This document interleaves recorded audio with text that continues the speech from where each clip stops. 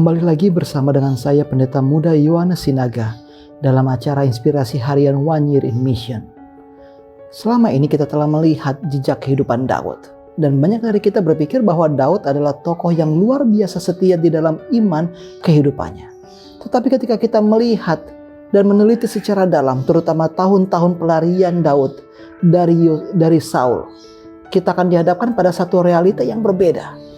Daud bukan saja seorang tokoh yang rohaniawan dan juga takut akan Tuhan, tetapi ia juga mempunyai sisi gelap yang jarang sekali kita bicarakan. Dalam 1 Samuel 21, Daud tiba di pemukiman orang Lewi yang disebut sebagai Tanah Nob. Di sana ia bertemu dengan imam besar Ahimelek.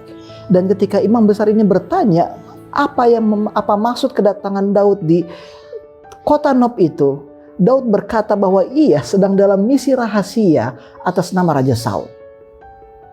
Ini sangat unik. Daud tidak berkata bahwa dia sedang berlari dari raja. Daud tidak berkata bahwa raja begitu terobsesi untuk membunuh dia. Tetapi ia bersembunyi di balik satu kebohongan yang begitu keji. Maka Ahimelek tanpa rasa curiga memberikan kepada Daud makanan, roti tak beragi, dan juga pedang Goliat.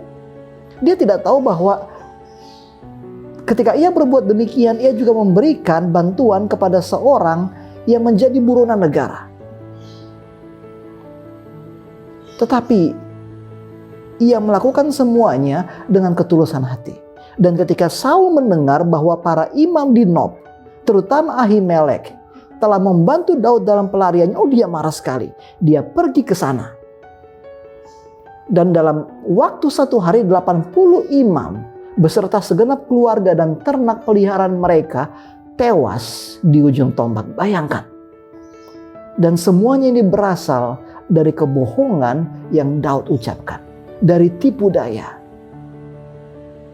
yang ia katakan. Kisah Daud di Samuel 21 menunjukkan sisi yang berbeda dari seorang yang disebut sebagai kekasih Tuhan. Di balik tulisan Mazmur yang begitu indah, ada kepribadian yang dinodai oleh kebohongan dan manipulasi. Iman Daud yang dulunya berhasil menumbangkan Goliat sekarang dikoyak-koyak oleh keselamatan diri. Tahun-tahun yang ia gunakan selama ia tinggal di istana raja telah membentuk kepribadian yang mengutamakan insting keselamatan daripada integritas pribadi. Dia berubah dari orang yang takut akan Tuhan menjadi seorang pragmatis. Dan inilah yang membuat kisah Daud begitu menarik. Mengapa? Karena ketika kita membaca setiap lembaran dari kisah yang tertulis di 1 Samuel 21, kita akan melihat diri kita sendiri. Diri kita yang begitu mengasihi Tuhan, tetapi pada saat bersamaan kita tega mengorbankan orang lain untuk popularitas kita. Diri kita yang begitu tulus di dalam kepemimpinan rohani, tetapi pada saat bersamaan dipenuhi iri hati dan cemburu kepada mereka yang berbeda dari kita. Diri kita yang terkadang menghalalkan semua cara untuk mencapai kenyamanan pribadi. Wajah inilah yang kita tunjukkan.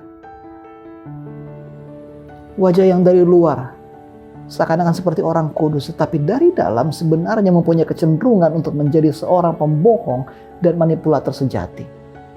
Dan kisah Daud tidak saja berhenti di Nob.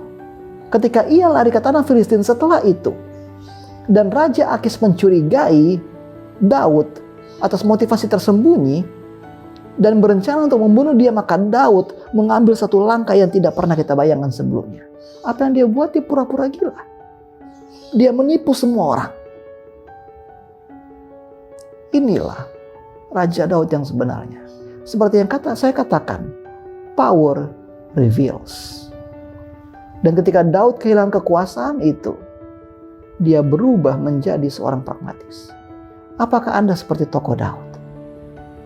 Apakah Anda mampu melakukan segala cara untuk mencapai kebahagiaan Anda sendiri? Untuk mencapai barang-barang yang Anda inginkan? Apakah Anda selalu membenarkan tindakan Anda hanya karena Anda merasa Anda benar? Hati-hati. Ingat, kebohongan Daud berakhir pada kematian 80 imam dan keluarga mereka di kota Nob. Semua kebohongan pasti mempunyai konsekuensinya. Semoga Tuhan memberkati.